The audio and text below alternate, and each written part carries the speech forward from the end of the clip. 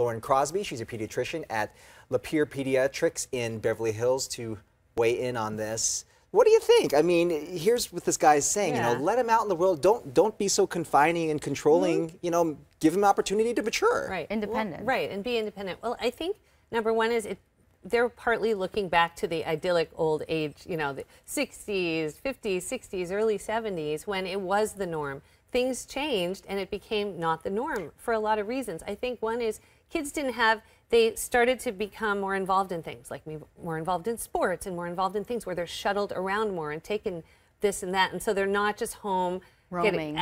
And also if they are home, they're also not out roaming because they're in front of a screen a lot of the time too. And that's a big issue also. So, and then the age of kids and when it is safe to do it. Like for this family, I mean, it's a 10-year-old boy watching a 6-year-old girl. A 6-year-old, that's pretty young. And I actually don't think that's appropriate. And I watched a whole bunch of videos and interviews with them and the little girl. She looks like she's 4. And I think it's too young. But what has changed? I mean, aside from kids having different activities now, crime has not changed. Because if you look back at crime statistics, there hasn't been this jump in abductions that parents fear.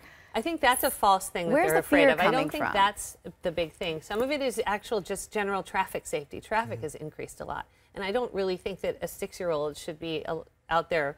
They don't know how to cross a street. I think that if it's in a neighborhood and a child under the age of 7, they don't have cause and effect. They don't understand. If you look at it developmentally, they don't have the logic to be able to do this. So I think that's out. 7 to 10, depending on your neighborhood, if it's very structured and it's something where you have done it with them many, many times and they know the area and you know it's a relatively pretty safe area, I think that there are some boundaries that you could establish so that they can get to know their neighborhood. But I think that parents also are very busy and they're not out there walking around with their kids. 2 parents are both working now and they're not showing them their neighborhoods and teaching them about it. I used to walk, my grandma walked me everywhere. I knew everything. I knew how to cross streets. I knew how to, because I was taken out so many times, I was confident in doing it. But this is what we're really talking about, though, right? Age and also maturity. Because kids are different, mature at different ages. And I'm sure even in your practice, you see, as you said, a 6-year-old that acts like a 4-year-old, or even a 6-year-old that acts like an 8-year-old.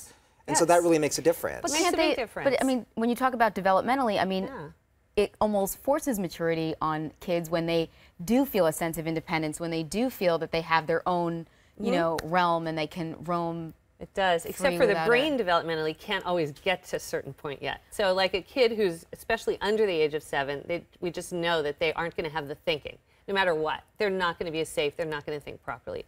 Older than that, some of them can learn it. But I do think kids learn it eventually anyway. I mean, my kids were busy and they weren't out roaming the streets and they had sports or gymnastics and they're older now, but you know, when they were between 12 to 15, the 15-year-old and the 12-year-old would learn the LA Metro bus and they were going around LA. Wow. And you put them on a Metro bus? They started first by their school because their school is very far from the house. And the 15-year-old, they're both bright boys and I knew that they're good and responsible kids and they would go together and they would Metro home, or they take the blue bus in Santa Monica home, and they go to the promenade, and they get home.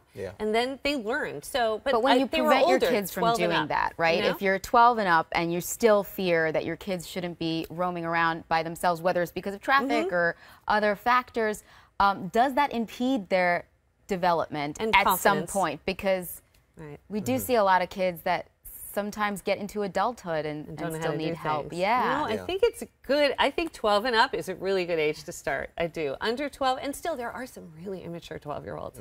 So again, it is also common sense with some of it too. Free-range parenting and helicopter parenting. They're the complete opposites. These new terms. Like I said, we just knew latchkey. I'm a free ranger. I was free range. I feel like I was free range. Really? Yeah. Different place. But then what happened to us? All right, Dr. Crosby, thank you very much.